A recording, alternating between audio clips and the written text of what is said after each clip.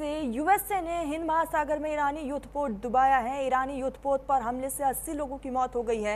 ईरानी युद्धपोत को अमेरिकी पनडुब्बी ने डुबोया है। श्रीलंका के पास ईरानी युद्धपोत को अमेरिकी सबमरीन ने डुबोया।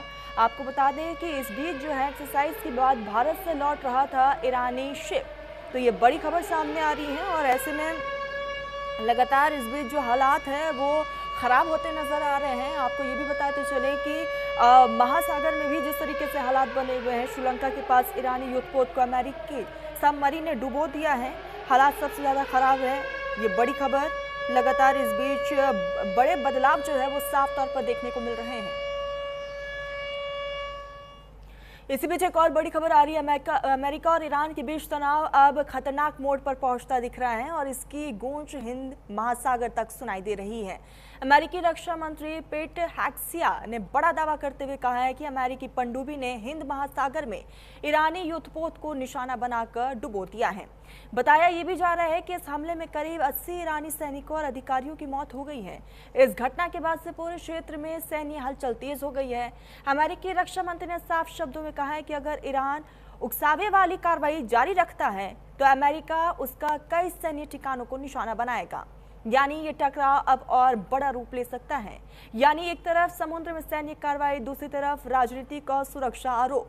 अमेरिका और ईरान के बीच हालात बेहद संवेदनशील होते जा रहे हैं। सबसे बड़ी चिंता ये भी है कि हिंद महासागर में बढ़ती सैन्य गतिविधियां भारत के लिए भी रणनीतिक चुनौती बन सकती हैं, क्योंकि ये वही इलाका है जो भारत के समुद्री हितों के लिए बेहद अहम माना जाता है। तो क्या अमेरिका ईरान टकराव अब बड़े युद्ध में बदलने वाला है? क्या हिंद महासागर नया रण क्षेत्र बन जाएगा और इसका असर भारत की सुरक्षा और रणनीति पर भी कितना पड़ेगा? इसी पर हम चर्चा करेंगे, लेकिन हालात सबसे ज्यादा खराब है। Yesterday in the Indian Ocean, and we'll play it on the screen there, an American submarine sunk an Iranian warship that thought it was safe in international waters. Instead, it was sunk by a torpedo. Quiet death. The first sinking of an enemy ship by a torpedo since World War II. Like in that war, back when we were still the War Department, we are fighting to win. Also, yesterday, the leader of the unit who attempted to assassinate President Trump has been hunted down and killed. Iran tried to kill President Trump, and President Trump got the last laugh. This is not a mission accomplished situation. This is simply a reality check. The combination of U.S. and Israeli intelligence and combat power will control Iran, and will control it soon. तो इसी बीच यहाँ पर लगातार हालात जो है वो बद से बदतर होते जा रहे हैं और डोनाल्ड ट्रंप की तरफ से, यूएस की तरफ से भी बार बार दावा किया जा रहा है कि स्थिति जो है आने वाले समय में और भी ज़्यादा ख़राब होगी, क्योंकि हम एक कदम भी पीछे नहीं हटेंगे और ईरान पर आने वाले समय में बड़ा हमला किया जाएगा। लेकिन सबसे बड़ी बात यह है कि जिस तरीके से हालात बदल रहे हैं कि आने वाले समय में स्थिति अगर और भी ज़्यादा ख़राब होती है तो ऐसे में अमेरिका के लिए एक तरफ चिंता की बात ज़रूर है, लेकिन कहीं ना कहीं हिंदुस्तान पर भी अब खतरा मंडराना शुरू हो चुका है। तो खास मेहमान हमारे साथ जुड़ चुके हैं। Retired colonel Sanjeet Sirohi defence expert है, Karodi Singh Middle East expert है, अरविंद सिंह तेजावत विदेश मामलों के जानकार हैं। सबसे पहले संजीत जी, मैं आपके पास ही आऊंगी। हालात लगातार हम देख रहे हैं कि किस तरीके से मिडल ईस्ट में बदलते नजर आ रहे हैं। आने वाले समय में क्या लग रहा है कि हिंदुस्तान पर भी खतरा मंडरा सकता है? तरुण जी धन्यवाद, जय हिंद। आपने अपने चैनल पे बहुत ही अहम मुद्दे पे बात करने के लिए बुलाया और जो बड़े वरिष्ठ पैनलिस्ट मेरे साथ हैं, करोड़ी सिंह जी हैं, तेजावत जी है, तो इनके साथ बात करना हमेशा अच्छा रहता है। देखिए तरन्नुम जी, इसमें कोई दो राय नहीं। जिस तरीके से लड़ाई चल रही है और जिस तरीके से एक दूसरे पर हमला हो रहा है, तो उससे तो नहीं लगता कि कोई आने वाले समय में कोई शांति का प्रस्ताव आए या कोई शांति वहां पर हो।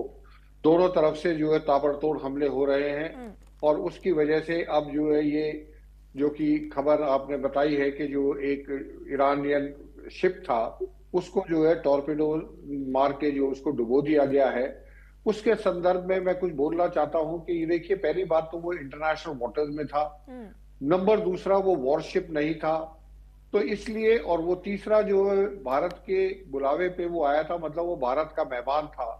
तो मुझे लगता है कि भारत की संभुता पे और जो है सिक्योरिटी पे ये एक जो है धब्बा है। और मुझे ये लगता है कि बाकी जो किरोड़ी सिंह जी और तेजावत सिंह बताएंगे कि ये जो है, मेरे को लगता है भारत सरकार को इसका जो है कड़ी से कड़ी निंदा करनी चाहिए और इसको जो है यूनाइटेड स्टेट्स के साथ डिप्लोमेटिक लेवल पर इसको जो है पहुंचाना चाहिए। क्योंकि अगर इंडियन ओशन में श्रीलंका के पास भी अगर आके जो है ईरानियन शिप को, जो कि वॉरशिप नहीं था और इंटरनेशनल वाटर में था, उससे कोई खतरा नहीं था अमेरिकन को, तो उसको भी अगर डुबो दिया जाता और उसमें जो है तकरीबन 148 लोग जो है मिसिंग है, तो मुझे लगता है बड़ा ये दुखद जो है एक इवेंट है और उसकी हमको कड़ी से कड़ी निंदा करनी चाहिए। और मुझे लग रहा है तरुणम जी, अभी लड़ाई चलेगी, क्योंकि अभी तो ईरान ने अभी ड्रोन से ही अटैक करा, अभी तो ईरान की मिसाइल भी बाकी है, तो अभी आगे देखते हैं कैसे कैसे हालात होते हैं। ठीक है, यानी कि साफ तौर पर आने वाले समय में हालात और भी ज्यादा खराब होंगे। करोड़ी साहब, मैं आपके पास ही आऊंगी, नया वॉर फ्रंट खुलता हुआ नजर आ रहा है। देखिए तरुणम जी, ये जो अभी वार है वो इजराइल, अमेरिका और ईरान 3 तक सीमित नहीं है। और वार के समय जो वार में इन्वॉल्व पार्टी होती हैं, वो जो सूचनाएं देते हैं उनकी रिलायबिलिटी बहुत कम होती है, क्योंकि वो अलग अलग तरीके से अपने इंटरेस्ट के हिसाब से इंफॉर्मेशन देते हैं, तो उन पे हम रिलाई नहीं कर सकते।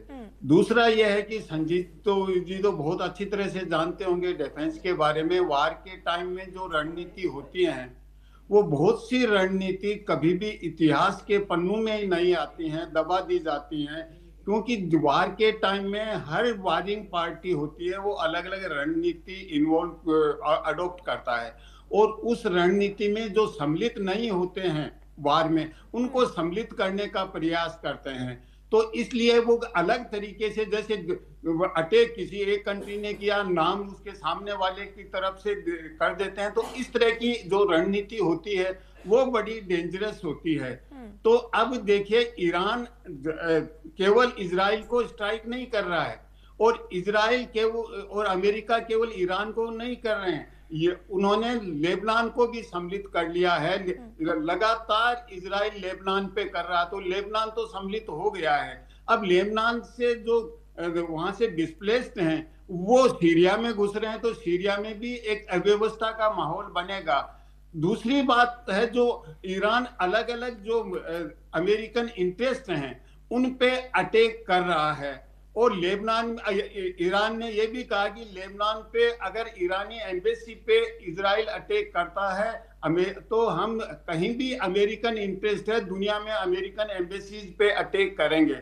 और अभी एक सूचना आई थी कि टर्की में भी उधर भी एक मिसाइल भेजा था, जिसको नेटो के जो एयर डिफेंस सिस्टम है उन्होंने इंटरसेप्ट किया है। लेकिन उसके तत्काल बाद ईरान के विदेश मंत्री ने टर्की के विदेश मंत्री से बातचीत की, और उन्होंने कहा कि हम केवल अमेरिकन इंटरेस्ट को हिट कर रहे हैं, हमारे दूसरे जो साथी हैं उनको नहीं कर रहे हैं। अब एक सूचना यह आ रही है कि वो सिविलियन एरिया पे भी, मिडिल ईस्ट जैसे यूएई या कतर हैं, वहां पे अटैक कर रहे हैं, लेकिन वो ऐसी जगह ईरान टारगेट कर रहा है। ऐसा बता रहे हैं कि जिन होटलों में अमेरिकन रुके हुए हैं, अमेरिका ने रोक रखा है लोगों को, अपने डिफेंस वाले या सिक्योरिटी वाले, तो उन होटलों पे भी वो कर रहे हैं। तो अभी तक ईरान का ये कहना है कि हम टारगेट केवल अमेरिकन इंटरेस्ट को कर रहे हैं। इससे एक और महत्वपूर्ण बात ये हो जाती है कि ये वार देशों का वार नहीं होकर एक अलग वार होने का है, क्योंकि जो ईरान के नेता थे वो शिया धर्म के गुरु भी थे, धार्मिक गुरु थे, और धर्म गुरु ने अभी एक फतवा जारी किया जिसको हम रिलीजियस डिक्री कहते हैं, और वो किसी देश के लिए नहीं होता है, वो पूरे समुदाय के लिए होता है। और उसमें ये कहा जाता है कि व्यक्ति है उसका अल्लाह के प्रति, भगवान के प्रति दायित्व है, किसी देश के प्रति नहीं है। तो उन्होंने शियाओं से ये कहा है कि ये धर्म युद्ध है, जिसको रिलीजियस डिक्री के नाम से कहा गया है, और उसको कोई भी गवर्नमेंट है, पॉलिटिकल अथॉरिटी है, वो विड्रा नहीं कर सकती, और उसको विड्रा करने का कोई दूसरा इमाम भी विड्रा नहीं कर सकता। उसको विड्रा करने का एक ही तरीका है कि पहले जो वार एग्रेसर है वो माफी मांगे, माफी मांग के शरिया कानून के तहत उसका कंपनसेशन दे, तो वो हमेशा के लिए स्टैंड करेगा। तो अब शिया समुदाय जहां जहां भी है उसके लिए ये यानी कि मैंडेटरी करोड़ी हो साहब गया एक चीज फतवा। साफ है कि ये अभी जो अंत है इसका नजर नहीं आ रहा दूर दूर तक। बने रहिएगा, आऊंगी और